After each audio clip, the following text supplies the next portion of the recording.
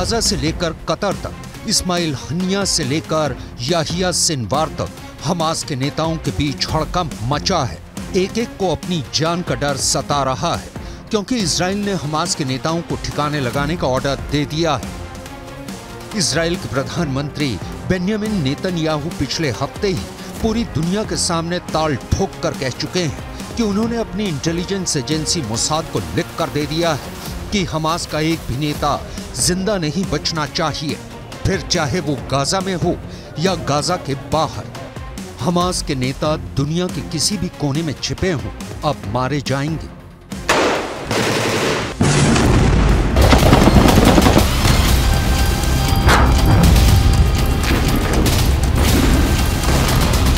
אנחנו עושים כל מאמץ להחזיר את חטופינו ובסופו של דבר נחזיר את כולם. יש לנו 3 יעדים במלחמה הזאת: לחסל את החמאס, להחזיר את כל חטופינו.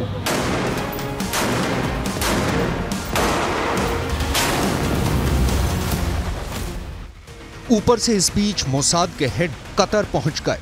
वो कतर जहां हमास का सबसे बड़ा नेता इस्माइल हनिया बैठा है, वहां मोसाद के चीफ ने कतर के पीएम से भी मुलाकात की।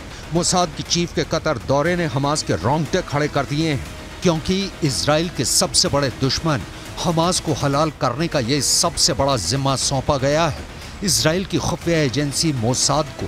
वो मोसाद जिसके जासूस इजराइल के दुश्मन को पाताल से भी ढूंढ निकालते हैं।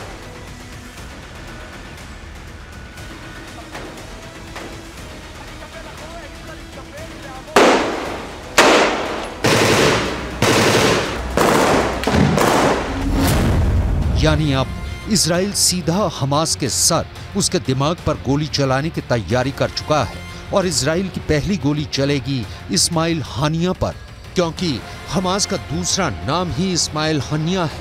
शुरुआत से हमास से जुड़ा हनिया 2017 से हमास का हेड है।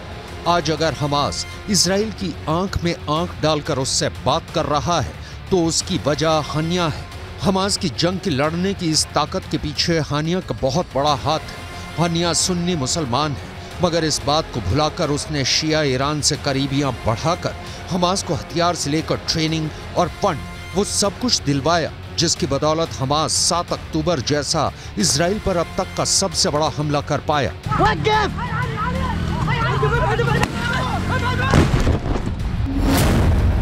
हमास की हर चाल के पीछे हानिया का दिमाग होता है, इसलिए हानिया खत्म तो हमास खत्म। तो क्या हानिया को मार डालेगी मोसाद? इजराइल युद्ध के पहले दिन से ही कह रहा है कि गाजा की ये लड़ाई तब तक नहीं रुकेगी जब तक हमास हलाल नहीं हो जाता, और हमास तभी खत्म होगा जब उसे चलाने वाले इस्माइल हनिया जैसे नेता मिट्टी में मिलेंगे।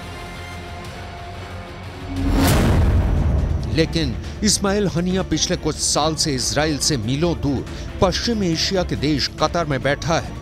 कतर ही इजराइल और हमास के बीच मध्यस्थता करवा रहा है, और कतर अमेरिका का पुराना साथी है।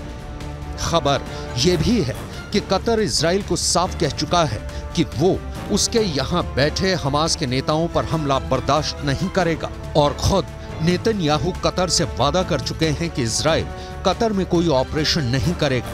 मगर अपने दुश्मनों के आगे इजराइल को कुछ नजर नहीं आता, तभी तो उसने हमास के नेताओं को ठिकाने लगाने के लिए मोसाद जैसी अपनी एजेंसी को जिम्मा सौंपा। इसी बात से साफ है कि इजराइल के इरादे खूंखार है।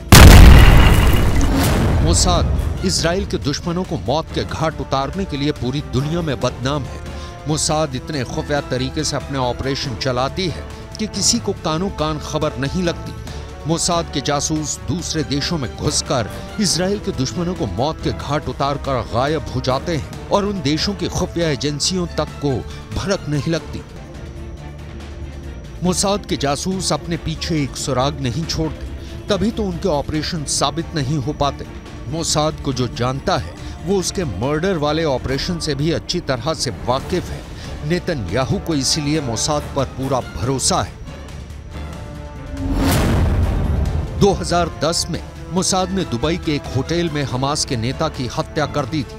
2018 में मोसाद ने मलेशिया में फिलिस्तीन के एक वैज्ञानिक को मौत के घाट उतार दिया था। और तो और 1972 के ओलंपिक्स में अपने एथलीटों की हत्या का बदला लेने के लिए मोसाद ने पश्चिम एशिया से लेकर यूरोप तक कसूरवार फिलिस्तीनी संगठन के नेताओं को चुन चुन कर मार गिराया। ये तो ऐसा कांड है जिस पर हॉलीवुड के निर्देशक स्टीवन स्पीलबर्ग 2005 में फिल्म तक बना चुके हैं। इजराइल के दुश्मनों को चुपके से मौत के घाट उतारने के लिए मोसाद की एक खास यूनिट काम करती है। उसके जासूसों को हथियार से भी जान लेना सिखाया जाता है और हथियारों के बिना भी उन्हें बिजली की रफ्तार से इतनी तेज कार और मोटरसाइकिल चलाने की ट्रेनिंग दी जाती है कि अपने काम को अंजाम देने के बाद वो छूमंतर हो जाते हैं। बात सुनने में किसी एक्शन हॉलीवुड फिल्म की कहानी लगती है, लेकिन मोसाद के काम करने का स्टाइल किसी फिल्म से कम नहीं। –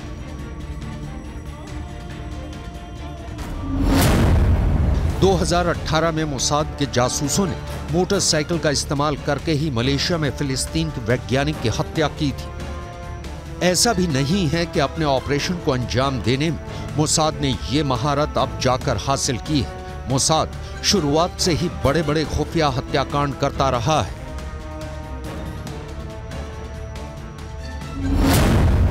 मोसाद की जासूसी की बदौलत ही इजराइल 1967 की जंग में सीरिया से गोलान हाइट्स का इलाका हथिया पाया था और आज भी वहां इजराइल की सेना तैनात है। तब मोसाद ने एली कोहेन नाम के अपने जासूस को सीरिया भेजा था। उस जासूस ने सीरिया की सत्ता में बैठे बड़े बड़े नेताओं से सीरिया की सेना के ऐसे राज उगलवाए कि सीरिया को गोलान हाइट्स गंवाना पड़ा था। इस बार नेतन्याहू का सामना उनके पुराने दुश्मन से है। वो इस्माइल हनिया की रग रग से वाकिफ है, लेकिन हनिया भी जानता है कि मोसाद उसके पीछे है और उसकी एक गलती उसको हमेशा के लिए मौत की नींद सुला देगी।